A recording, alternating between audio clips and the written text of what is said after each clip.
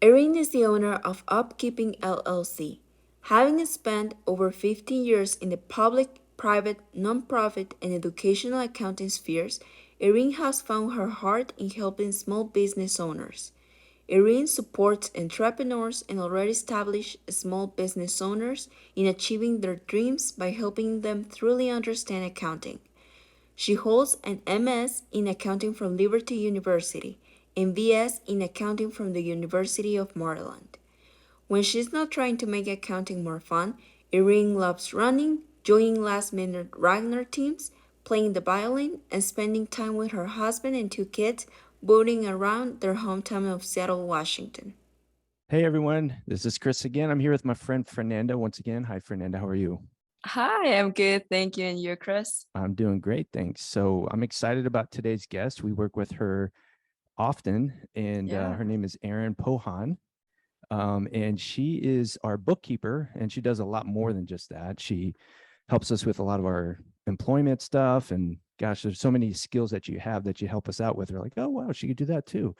But I met her actually at church a few years ago, and before we even knew what she did for her for a living. And so we went to church in Seattle for Mosaic Church and met her and her husband Alec. We got along really well. And as time goes on, it's like, oh, you do bookkeeping. Well, guess what? I need a bookkeeper. And so we started working together. So anyway, it's been a great couple of years working with Erin, and it's so great that she's here with us today. So how are you doing, Erin? I'm so good. Thank you guys for having me on the podcast. I'm excited to chat and just talk all things entrepreneur, Mm-hmm. maybe some things bookkeeping, but yeah, hopefully just be encouragement to all the entrepreneurs that listen. Yeah, you're Yeah. so much more than bookkeeping, your marketing, your everything. So we want to dig into that stuff. But Yeah. we do start off with a bio and everything, but you want to just take a minute or two and tell us about you and your life? Yeah, absolutely. So I claim my hometown as Cleveland, Ohio, Hmm. specifically Lakewood, Ohio.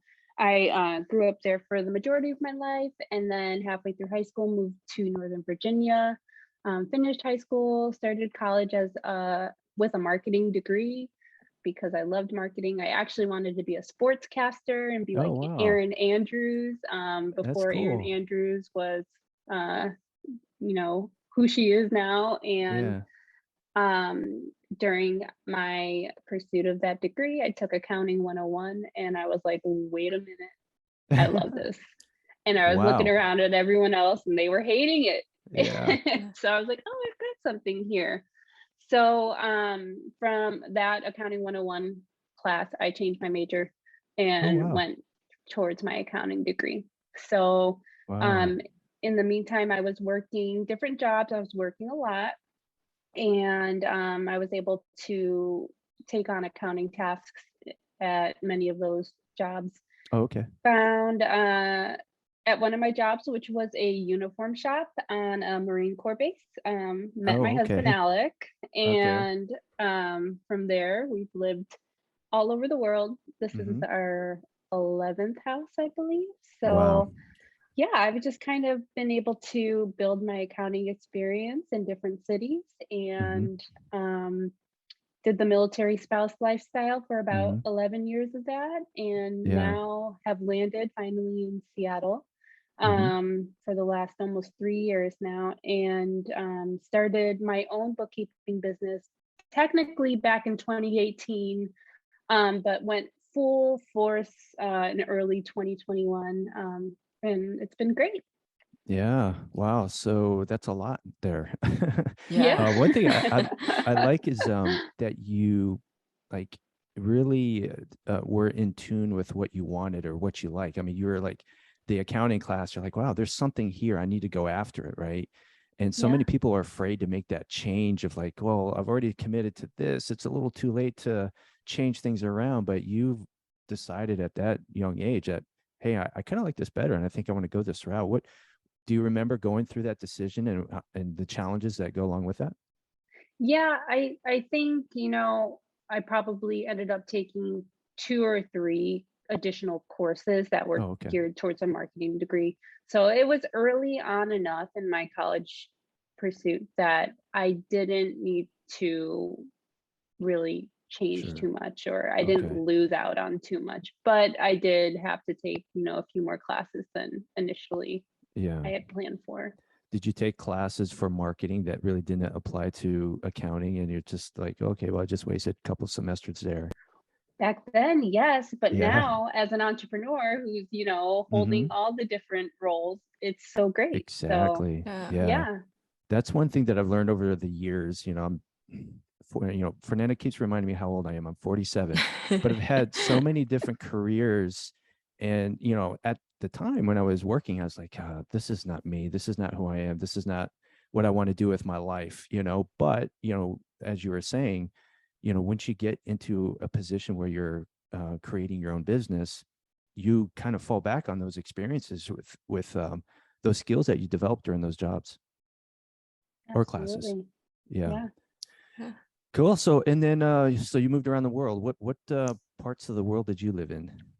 Well, mainly around the country, but we did have one awesome stint, 3 years just outside of Tokyo in Japan.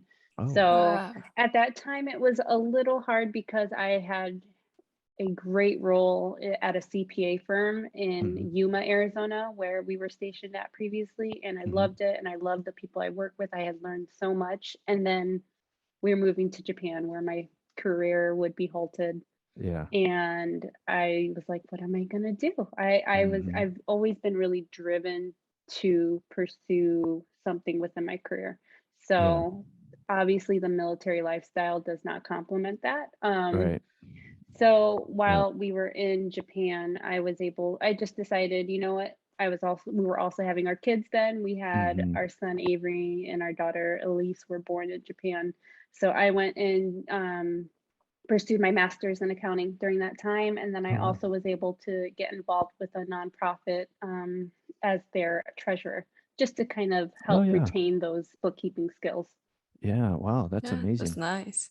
That is so Yeah. cool. So while you're in Tokyo doing all these things, I would imagine just from the friends that I know in the military, when they live in Asia, anywhere, you're so close to so many different countries. So did you take advantage of that and travel to all these other areas that you may not have done if you lived in the US? I wish I could say I took full advantage of it. Yeah. But I showed up to Japan 26 weeks pregnant and Oh, then had baby number one. And mm, then almost 2 years later, had baby number two. kids So for the change most, everything. yeah, yes. And so we did go to Guam, which was super cool. hmm Growing up in Cleveland, I was in this little bubble. So Yeah. like going anywhere, like living in all the places that we've lived now, I could have never imagined it. Like I would have never imagined I'd go to Guam, live hmm outside of Tokyo. But no, there are a ton of places that I need to now go back and revisit, Yeah. or, go visit hmm for the first time. Yeah. No, I'm the same way too. So, um, you say you lived in that bubble there in Cleveland, and then you moved on to like living in Tokyo. And I know the military life. So even when you're Yeah. in the U.S., you have neighbors from other parts of the country that are also in the same situation. So you kind of learn different cultures, and get to know these people that are different than what you grew up with. Can you look back and see that how this experience with all the travel and the moving and the people that you met has maybe changed your perspective that you had when you lived in Cleveland? Oh, absolutely. The Yeah. first thing I can say is just community, and how Yeah. important community is. And hmm within that military lifestyle, we knew we landed somewhere, we would have at most 3 years if, to make and build relationships with Yeah. friends. And that was best case scenario, because hmm that was if someone else arrived the exact same time as you for that same duty station. So Right. usually you would just have to get there and jump in if you really wanted to build relationships. And to this Yep. day, we still have such great friends and community that is now spread out all over the world. Yeah. um, and coming from Cleveland, where I felt you knew your people and those were your people, it was maybe harder to realize that, hey, there are other people outside of the bubble. Yeah. Um, it was just really a great way for me to just realize that there's more in Mhm. this world. And Yeah, yeah. that's awesome. So can you, have you used any of that experience to help you with your entrepreneur life that you have now? I mean, has it been helpful? Yeah, I feel like one of the first things I did when I decided to go full force with upkeeping and running this Mhm. bookkeeping business was to find that community for me. Mhm. And that was actually one of the things that held me back for so long was, if I do this on my own, what if I have a question? Who do I turn to? I won't have Exactly. someone in the next office to turn to. I have to figure it out by myself, but you don't Yeah. have to do that. Mhm. There's a community for everything. Yeah. So that's been one of the biggest forces for me in in our success is just finding a community of bookkeepers, accountants, Mhm. and just supporting one another. Yeah, exactly. Yeah. What are some of the things that you've learned as an entrepreneur over the last few years that you're like, oh my gosh, I didn't realize that? Oh goodness, everything. Probably a list, right? A long list. Yeah. I feel like the first thing I had to really work on was mindset. And Mhm. mindset is, I mean, a series of limiting beliefs that I had, whether it Yeah. was, the fear of rejection. I'm such a people pleaser. Mm. Pricing, just really trying to figure out, can I get clients? And oh my goodness, Yeah. this client wants me, so I need to take them because I'm not going to be able to find clients. But that's not true. Yeah. Just as I've gone on, I've been able to build confidence in my value Mhm. and my Mhm. worth in the services that I provide. So that has really helped me to kind of put those limiting beliefs away because, Yeah. especially like with fear of rejection, Yeah. that one seemed so scary before I actually had clients. And then I learned, there were a couple prospects that chose, someone off of Upwork for, Mm. a third of the price that I was charging. Yeah. But I know with bookkeeping and accounting, you get what you pay for. And so Yeah. it Mhm. wasn't as crushing as I thought it would be. Yeah. Yeah. I mean, you're not alone in all those thoughts. I mean, I'm battling them every day myself. What are some of the things that you do to help silence those voices? Because they're never gonna go away. They're there. You just got to Yeah. learn how to turn the volume down a bit. What do you do to turn the volume down? Yeah. I feel like I submerge myself in really positive Mm-hmm. entrepreneurial based podcasts Mm-hmm. that talk a lot about your mindsets and the struggles entrepreneurs go through. Number Yeah. one, so I like listening to those because I don't feel alone in it. Yeah.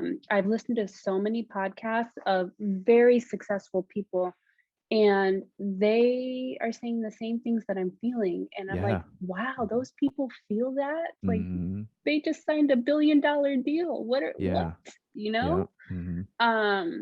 And so it all comes just down to that human factor that we all experience the same emotions and struggles. And Yeah. that helps to center my emotions around it and my Yeah. viewpoint. Mm-hmm. Um, yeah, and just I have worked with, so I'm a part of like a virtual networking league. It's called the Mm-hmm. Entreprenista League. And they from time to time will have experts come in and speak to us Okay. on emotional intelligence coaching and mindset coaching. And there's one who's great. I had a one-on-one with her and she made me cry because Oh wow. Wow.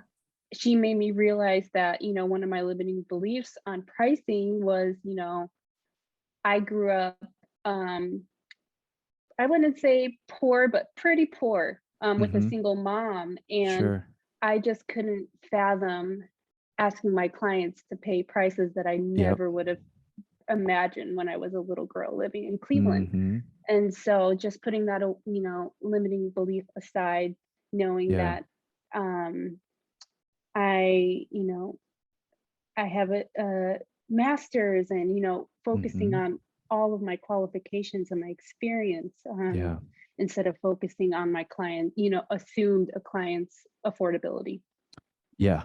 And it's funny because you're saying the same things that I battle with all the time. In fact, and so Alma on our team, she rolls her eyes every time we're talking about pricing and stuff. She goes, Chris, we're going to go out of business if we keep doing this. Yeah. And then Fernanda knows, like, as far as like the rejection and stuff, Fernanda and I worked so closely together that, she knows all the areas I struggle with, because, when that happens, it just triggers an emotion, and it just brings back the old way of thinking. And so Fernanda and I went to a 3-day mastermind here in Houston back in June, and one of the speakers was talking about how we need to use our conscious mind to rewire our subconscious mind. So our subconscious mind is like our habitual mind, things that we do without thinking, and that's because we're brought up a certain way, we learned certain things from our parents or whatever it might be. And then we bring that with us through life, and that becomes a limiting belief, because we feel like we cannot go above that, but we can. We all have that in us, right? Erwin McManus talks about that all the time, right? Yes, and his podcast has been one of those podcasts that has just fueled not only the creativity, but just the entrepreneurial spirit for me too. Yeah, 100%, me too. And just kind of a side note, his book, The Last Arrow, and the following sermons that he had about all that stuff was the catalyst to me quitting my job and moving and starting a business and all this stuff. And I owe a lot to his work, because it was like I needed that, because I had that something within me, right? And I'm like, what do I do with this? And then Erwin articulated it so well, and it was awesome. So yeah, if anyone listening, Erwin McManus, you got to check him out. He's an amazing guy. Yes. But yeah, so we need to rewire those. Some of the things that I do is every morning I write down affirmations, I am statements, and just like, these are the things that are in me, my vision. God put them there for a reason. It's because he wants me to achieve them. And if I don't get there, it's because of me. And I have to fix that, right? So anyway, we can go on and on. That's like a whole other topic of a podcast. I know. But it's exciting stuff, though, especially if, like, for you and me and Fernanda too, like, it really affects us. I mean, Fernanda, you could probably speak to a few things that you've changed your mindset over the last year or two. Yeah, it was really difficult, just like being a 19-year-old just in this company. I was just like the youngest one, so I needed to change that mindset. It was like the imposter syndrome. So yeah, that was for me, just changing the imposter syndrome. Yeah. But it's difficult. I would love to add on to that imposter syndrome, because it's actually a really funny story. Okay.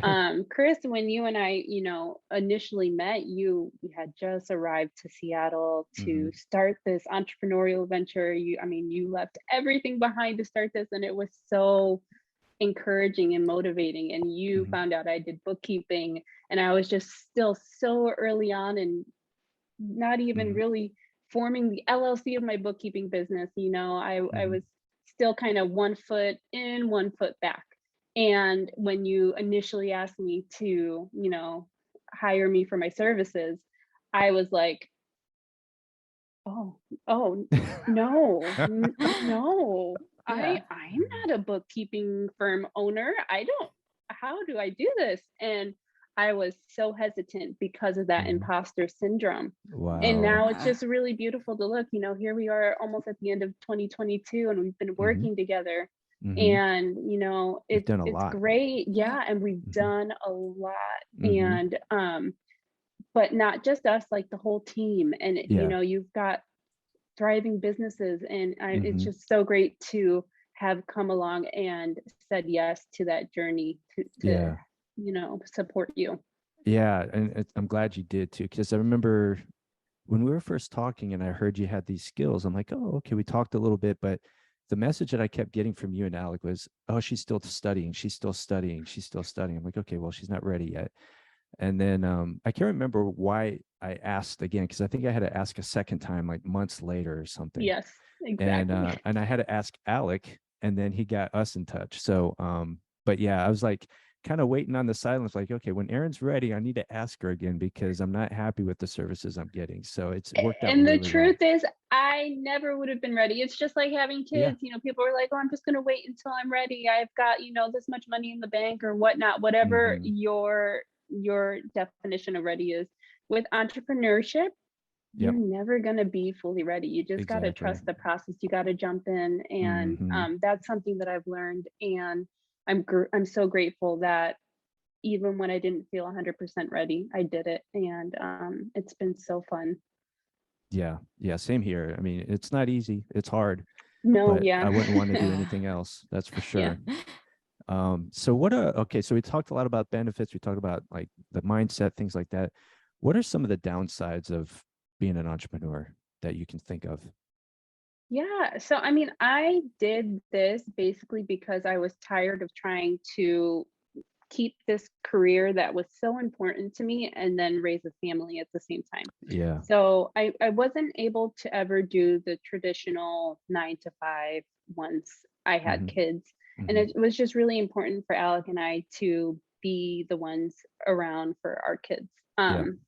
We both grew up with single moms who, we Mm. were the first ones at school at 6:30 in the Yeah. morning or 7 Mm. a.m. and the Hmm. last ones to be picked up at 6 p.m., 6:30 after they got off work. So Yeah. um yeah, I would say the hardest thing was, so this summer went great, but the summer previous, when I had just started the Hmm. full-fledged firm with my own clients, um trying to be a present mom Yeah. while I was, here, but Hmm. I wasn't really available for my children. So that Hmm. was something I really had to work through and learn how to time block, learn how to make sure that I was proactive, intentional about scheduling, time Hmm. in my calendar to spend with my kids. And Hmm. now I still do that to spend time with the family. Now that they're both in school, which has only been for a few weeks, Yeah. that they're now both in school, same schedule all day. It's so Wow. nice to kind of Freedom. have my freedom, but like intentional upkeeping core hours are this. Hmm. And then I come home and I can, be present mom again. So Yeah. Yeah. so I would say that balance, that work-life balance. I'm still working most evenings, once the Yeah. kids go to sleep from like 9 to 11 or Hmm. so. So I'll Yeah. have to ditch that at some point. But Yeah. it helps me sleep better at night right now. So Yeah, I'm the same way. Like um at the beginning I was really bad at it. And when Fernanda was my assistant, um, you know, I would have to tell her, say, hey, can you put time, like I got to do this with Connor at, whatever time. And, and then the other part is like gym time, right? Like I was not going to mhm, the gym. I was not taking care of myself. And I felt guilty whenever I was doing something for me, right? mhm, So finally, like I told Fernanda, hey, we need to put this in my calendar or else I'm not going to do it. So I yeah, could totally relate to that. It never turns off though. It's still a battle. Even when I'm sitting next to my kids, I'm still thinking mhm, about work. Like, all right, yes, I got to be present here. I need to interact with them, because my oldest son is like, Dad, you're always in deep thought. Stop thinking. So anyway, one of the curses of being an entrepreneur, right? yeah. Um, so knowing what you know now and looking back at when you started, is there something that you wish you knew then that you know now? Probably a lot of Uh, things, right? yeah, a lot of things. Yeah, the first thing that comes to my mind though is when I first started out, I thought I needed every course Mm-hmm. under the sun to do what I needed to do. And Yeah. so especially once you like enter the world of Instagram and then all of a Mm-hmm. sudden there's all these people following you and all these people sending you DMs, hey, I've got this course, you should sign up. This will help attract, Mm-hmm. so many clients. And Yep. um we live in I feel like the post-pandemic age where a lot of courses have become available. PDF courses, you pay $27 or something and Yep. you get a self-paced course. I feel I've been very blessed to have found the right courses. Mm-hmm. um I had one that from a lady who has now become my accountant mentor, which is really great. And Oh, cool. she's the one who opened the doors to the community of accountants that I'm a part of. Excellent. Um, Yeah, but I just, as an entrepreneur, you are going to get a lot of solicitation for Mhm. people who want to help your business. Yeah. And I think it's just really important to research what those Yeah. offerings are, but not only research, but really sit down and figure out what kind of investment and return on investment that might be for your Exactly. business. Yeah, that's 100% true.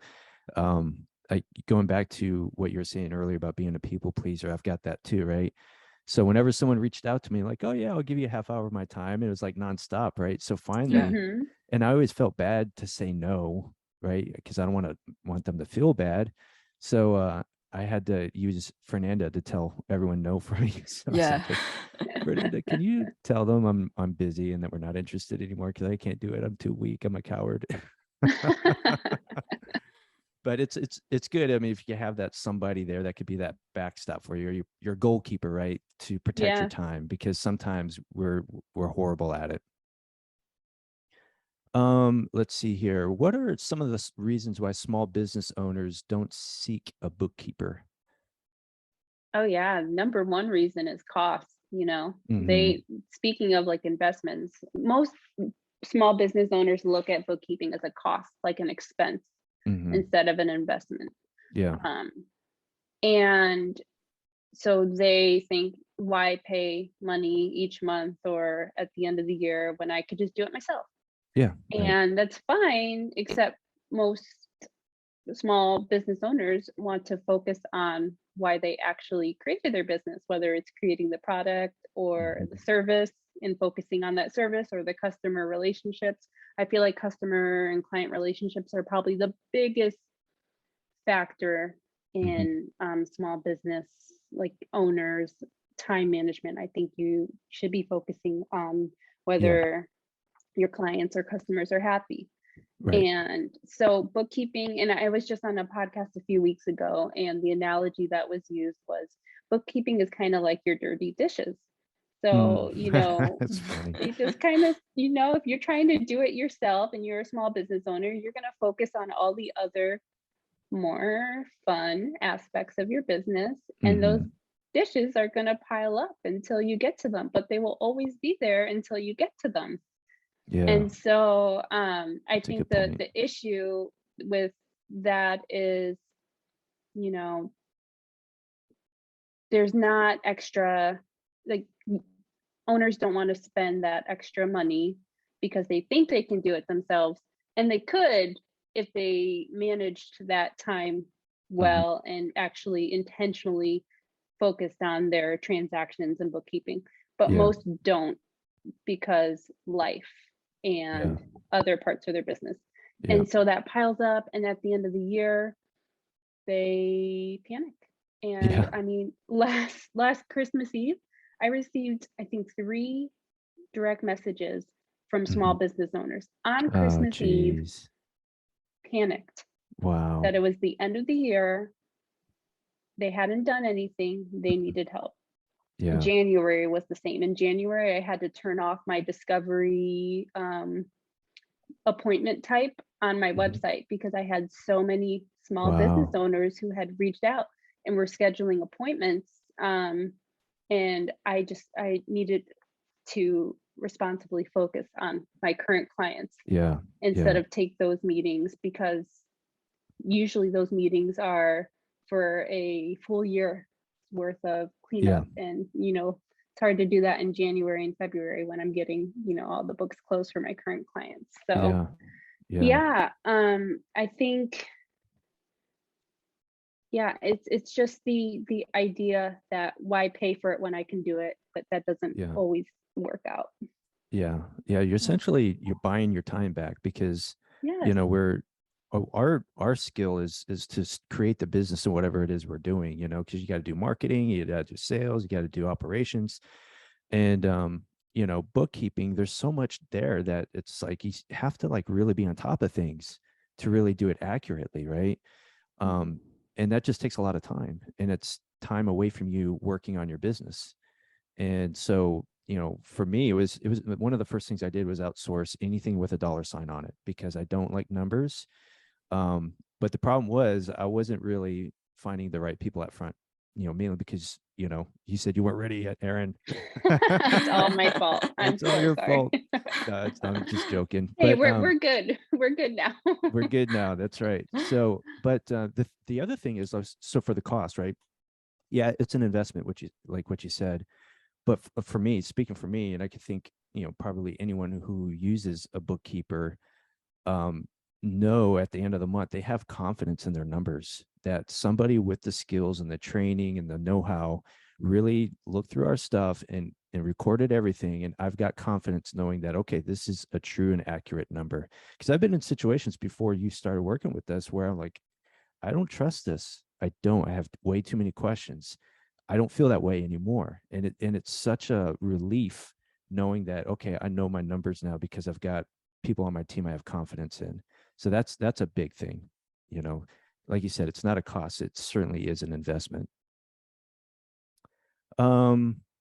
See here. What are some of the mistakes that you see business owners make?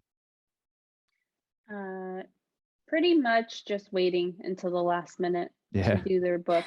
So, Yeah. I mean, right now it's what, October 6th. There's the October 15th tax extension deadline. Mm, And I know there are already so many business owners who are, scrambling, working with, my clients. I'm having their vendors reach out. Hey, did you have a 1099 for me from last year? Like as of yesterday. So oh just boy. waiting. I think that's one of the biggest mistakes. The other mistake I see is, well, I would say the most dangerous mistake is having a personal bank account Yes. and using that for business. I think Hmm. business owners absolutely need to separate their business Hmm. transactions from their personal accounts. Yep.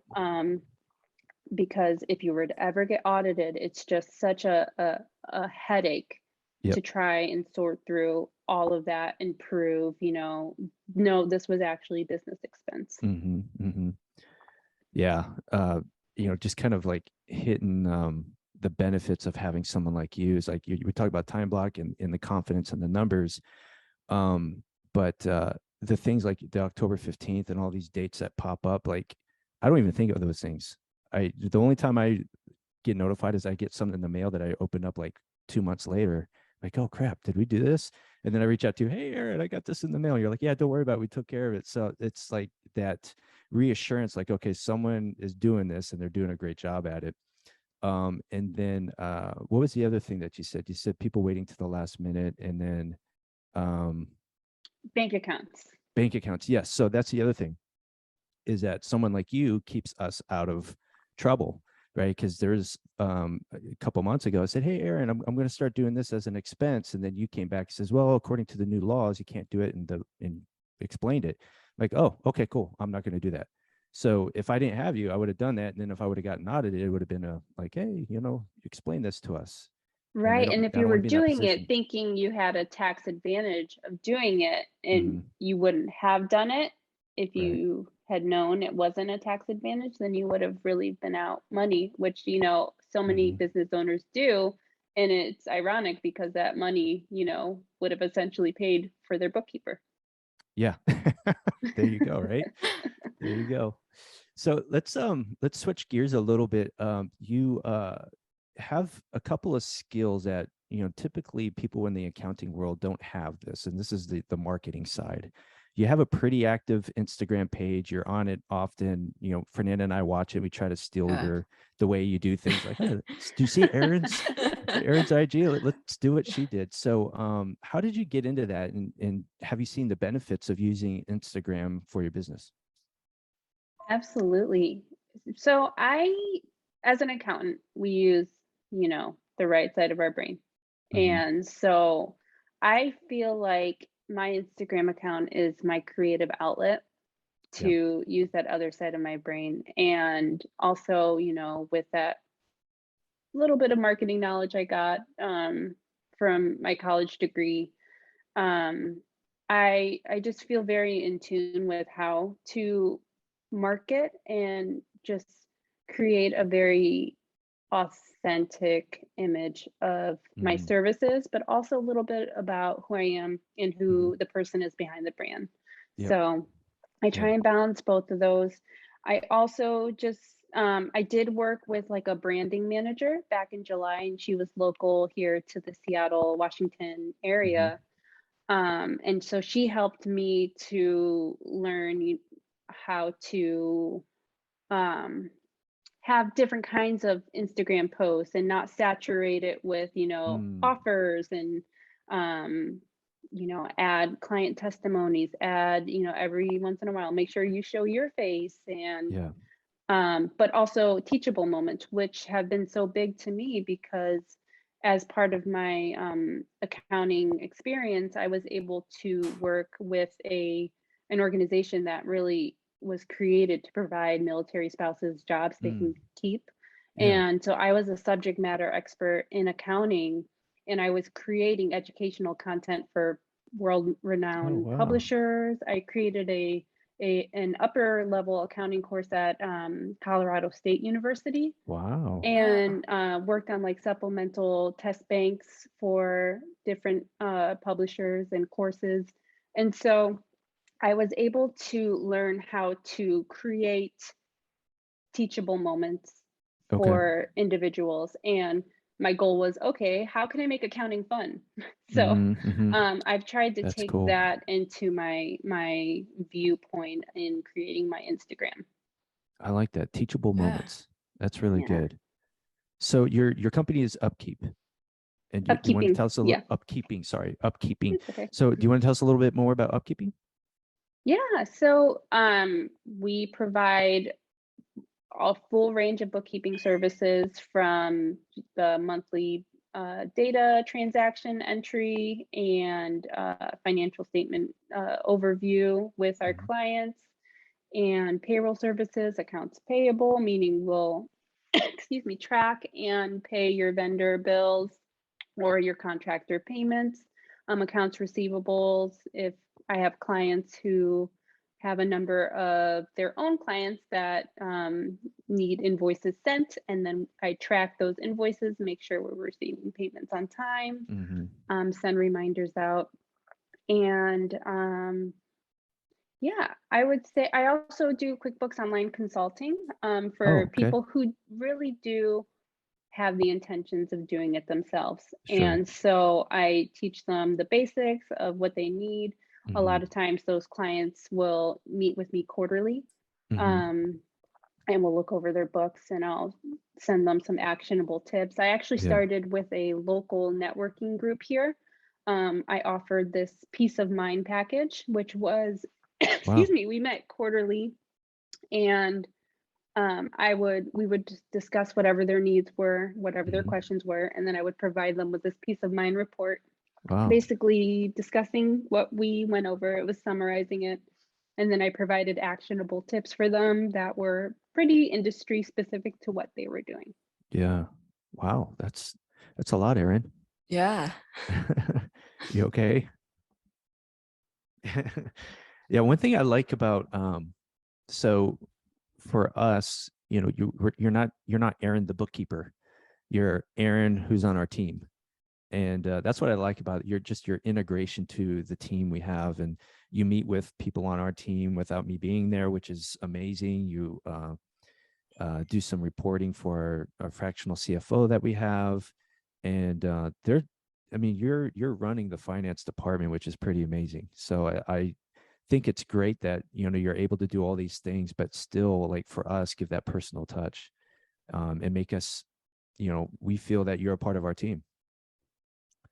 So, what are some of the things that you're excited about for Upkeeping? I mean, it's a young company, right? So I'm sure there's things that you're working on. What are some of the things you're excited about?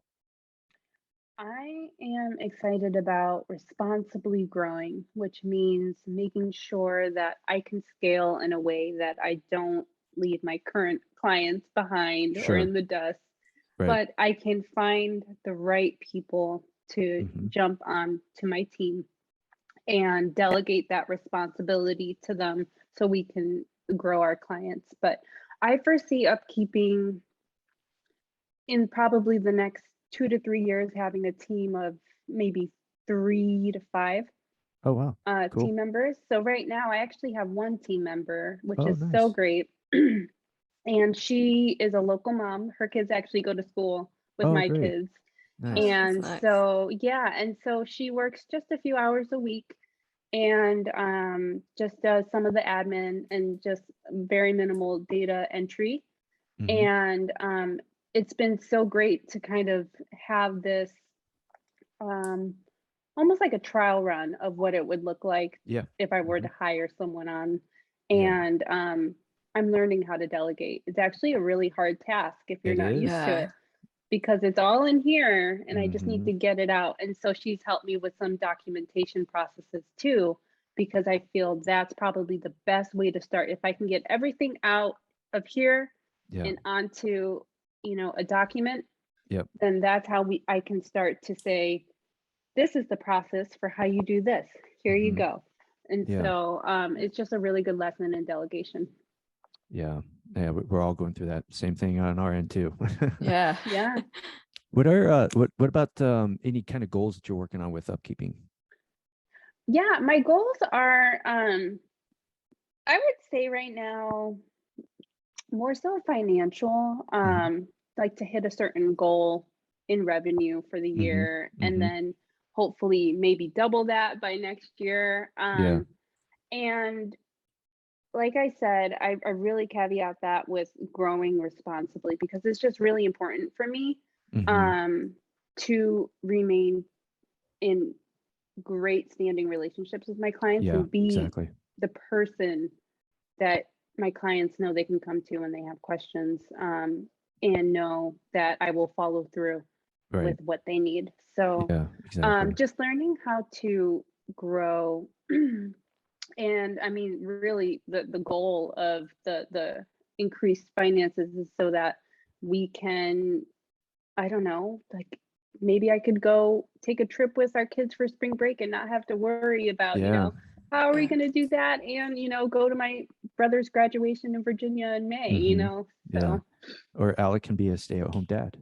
Oh, actually, you're Uh-huh. so right. That is actually the goal. And I think, Really? Chris, you know a bit more about that too, but Yeah. Alec has a great corporate gig right now, but Mhm. it's just not his heart. It's not where his heart is. And maybe Yeah. one day he would be able to be a stay-at-home dad and, Mhm. start his own business. And Yeah. that would be so great if, I can get upkeeping to that point where Yeah. we could be comfortable doing that.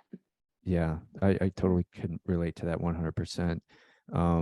But my next question was about personal goals, but I kind of think that maybe we talked about that as well, or do you have others? Yeah. I think, I mean, yes, those are my business goals tied Mhm. absolutely directly to my personal goals. Yeah. If I had to add one more on there, it's kind of the bane of my existence, but passing the CPA. Okay. And that has just not been a fun journey for me. But Doesn't I sound like fun. think, yeah, I think it's still my goal. I just need to, I don't know, work on my mindset behind Yeah. it. That's one of those things you just got to put your head down and get through it, right? Yeah. Yeah, I know what it's like. But hey, Erin, I want to respect your time and I appreciate the time that you spent with us, telling us your story, both professional and personal. I also want to thank you just for who you are and what you and the value you add to our team. Yeah. You fit our culture perfectly.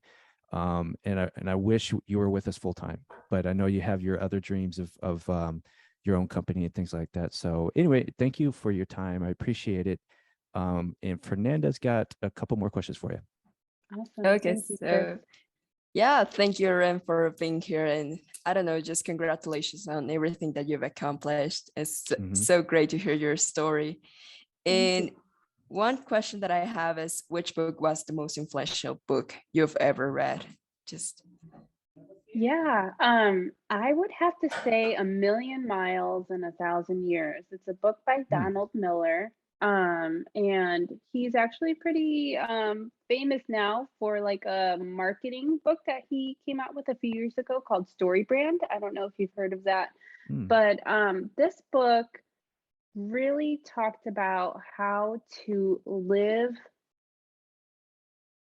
your best life and basically like a second chance at living your life Hmm. the Wow. first time around. So that's what I really loved. There's I just like that. a lot of Yeah. whimsy in it, but a lot of motivation to just be fully present and yeah, just make the most of what you've been given. So I read that Wow. book so fast, and honestly, it's been probably 10 years now since I last read it, and it's still so Wow. influential to me. Wow. That's amazing. Yeah, I'll that have to was read so that cool. one. Yeah, me too. It's on my list. No. Awesome. So yeah, if someone relates to your story and would like to contact you, or just like would like to contact you for upkeeping services, so how would they get in touch with you? Yeah, so I try to stay really on brand here. So they can either go to my website, which is upkeeping.co, or they can find me on Instagram at upkeeping.co, or they can email me at erin@upkeeping.co. Perfect. I like that. Perfect. Thank you so much. And yeah, so thank you for being here, Erin. It was great having you as a guest, and I know your story is going to inspire a lot of people. So it inspired me, and I know it inspired Chris too. So Absolutely. yeah, just thank you for being here. Thank you guys. This was so great. And Chris, your journey is so inspiring and it has Thanks. been one of my sources of encouragement. So yeah, I it's just appreciate great that. to be here and just talk all things with you. Thanks, Aaron. I appreciate that. Thank you. All right. That was a lot of fun. I enjoyed that. Yeah. Erin, she's a friend of mine. So we can hang out, my wife and her husband, the four of us just hang out and talk all night long about life and everything. We have similar experiences, similar mindset, challenges. So it was a lot of fun talking to her. I think we could have had a lot longer conversation. But what did you think? It was really good. I was just like so surprised about everything that she was saying. I was just like, Mhm. I don't know, like shocked in a way. I was just hearing everything. I was like, oh my God, this is good, really good. Mhm. I don't know, Yeah. just being an entrepreneur. And as she mentioned, you are never going to be ready. You know, Mhm. you just have to get there and let's see what happens. And that's Yeah. it, because Yeah. you're never going to be ready for that. Mhm. But I don't know, it's so inspiring also that I don't know, as she said, just being a military spouse, just Mhm. going to all these places, but also Yeah. being with the desire of being with the accounting side and Yeah. everything. It's just hard, but it's Yeah. so cool. Like all her story and all her um, development until here, just having her own company. It's Mhm. great. I really enjoyed this episode. Yeah. It was great. Yeah. I really like, she was very proactive in keeping those skills up, like what you were saying, despite moving around as a military Yeah, spouse, despite having kids and being a mom.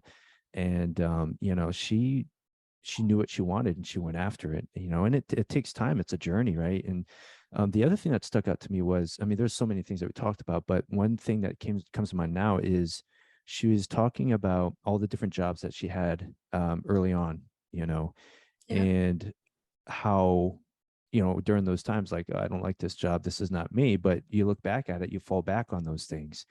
And then I guess maybe if I were to just kind of relay some, wisdom down to the younger generation, Fernanda, is thank that you. is whatever it is you're going through life right now, and then, obviously there's seasons, right, where you got to close, like you mentioned once before, closing a door and one thing and opening a door to another.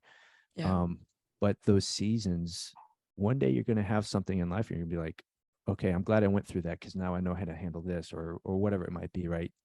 the exactly. um the time wasn't wasted, is I guess is what I'm saying. So, but Yeah. yeah, it was cool to hear that from her, because I felt the same way. And that's just one of those things you learn as you get older, I guess.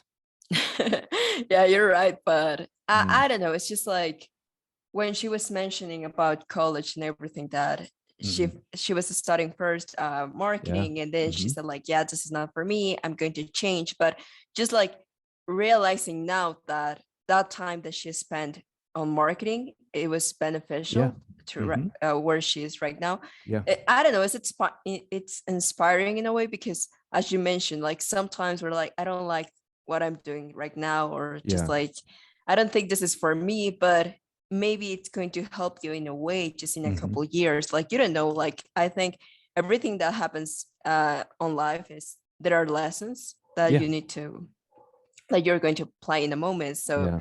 yeah, it was really good. A lot to learn from Mhm. her, and Mhm. yeah, hopefully we're going to have her in another Yeah. episode, just Yep. to learn a little bit more about upkeeping and also entrepreneurs. So yeah. Yeah. I think that would be a lot of fun. If we could talk about Erin all day long. But anyway, let's go ahead and wrap it up and sign off. Okay, perfect. Thank you. So yeah, hopefully we hope that everyone enjoyed this episode as much as we did. It was great. And thank you, Erin, for being our guest. So yeah, it was great. And so yeah, wait for the next episode and stay virtual. Thank you.